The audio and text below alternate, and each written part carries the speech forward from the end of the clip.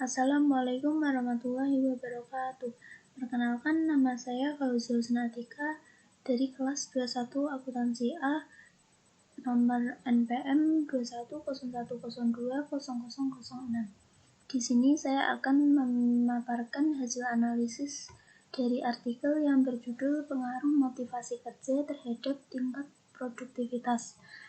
Sebagian besar orang menganggap bahwa motivasi adalah sesuatu yang biasa dan sangat mudah dipahami, bahkan menyamakan antara semangat dengan motivasi. Padahal kedua kata tersebut memiliki makna yang berbeda, di mana semangat kerja adalah sebuah perasaan senang, sedangkan motivasi kerja adalah sebuah dorongan yang dapat melahirkan suatu kegairahan kerja.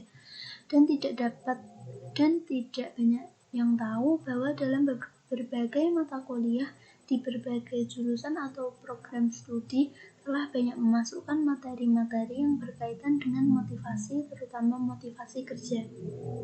Berbicara tentang motivasi kerja, kita dapat mengetahui bahwa terdapat dua bentuk motivasi, yakni motivasi intrinsik dan motivasi ekstrinsik, di mana motivasi intrinsik itu berasal dari dalam diri seseorang.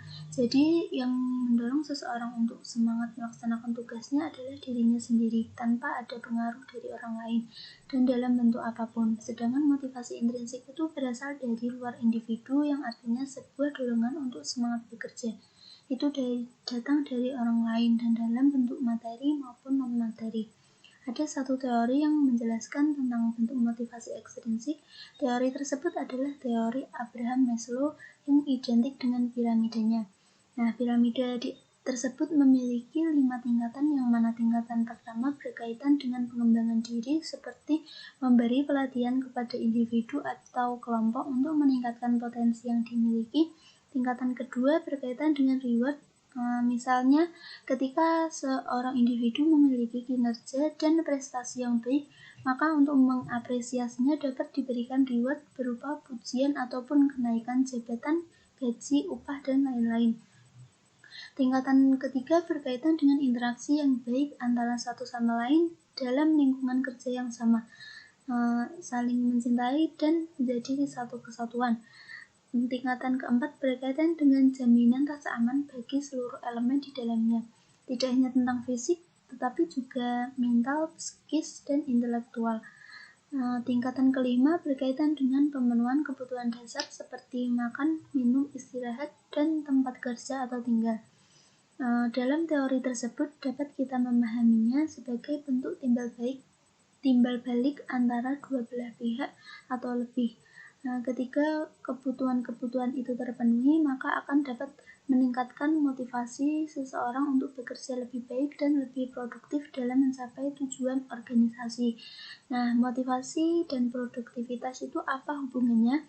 Dari penjelasan yang telah dipaparkan sebelumnya, maka secara sederhana, motivasi dapat kita artikan sebagai suatu kondisi yang mendorong seseorang untuk berusaha keras dalam mencapai hasil-hasil tertentu. Dan berdasarkan apa yang dikemukakan oleh Nimron, bahwa hasil-hasil yang dimaksudkan itu ialah produktivitas dan kehadiran atau perilaku kerja kreatifnya.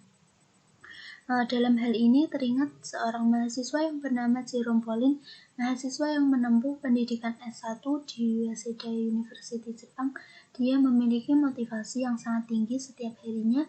Dia mengisi waktu yang dengan belajar, bekerja, atau membuat konten, mengisi webinar, dan lain-lain. Bahkan waktu tidurnya saja hanya beberapa jam setiap harinya. Menurutnya waktu adalah uang, sehingga harus diisi dengan hal-hal yang produktif. Oleh karena itu, dia sering kali mencapai prestasi-prestasi yang gemilang.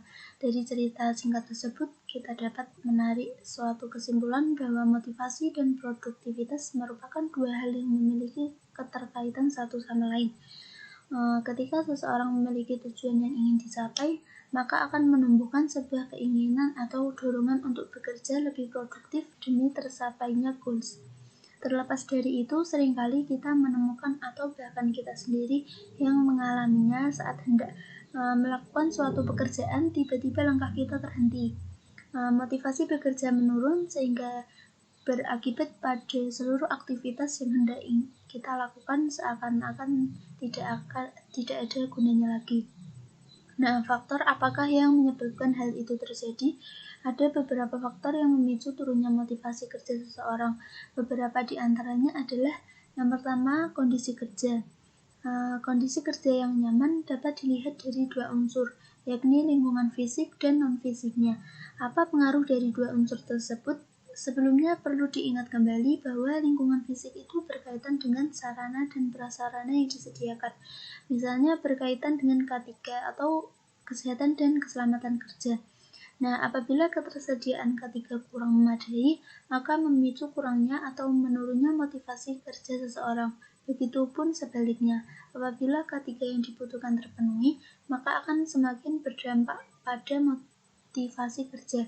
Kemudian lingkungan non-fisik, misalnya bagaimana hubungan yang terjalin antara satu sama lain, suasana kerja yang nyaman, dan lain-lain. Yang kedua, ketidakadilan. Terkadang dalam sebuah organisasi akan ada perlakuan yang tidak adil terhadap satu individu ataupun kelompok yang sampai memunculkan sebuah konflik.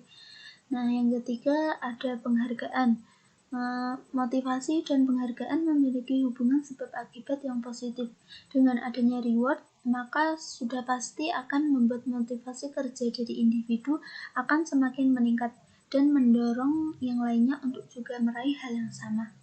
Nah, sebaliknya apabila tidak ada reward yang diberikan, maka akan menurunkan motivasi seseorang sehingga bekerja secara malas-malasan.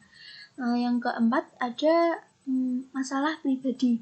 Adanya permasalahan pribadi di luar dari pekerjaan secara tidak langsung dapat mempengaruhi motivasinya dalam bekerja. Nah, selain faktor-faktor di atas, terdapat beberapa faktor motivasi lain sebagaimana yang dikemukakan oleh Cartap. Yang pertama itu hasil kerja atau prestasi. Yang kedua, pekerjaan yang penuh dengan tantangan. Nah, setiap pekerjaan pasti memiliki tantangan tersendiri, yang mana dengan adanya tantangan tersebut dapat membuat seseorang untuk berpikir dua kali dalam mengambil tindakan.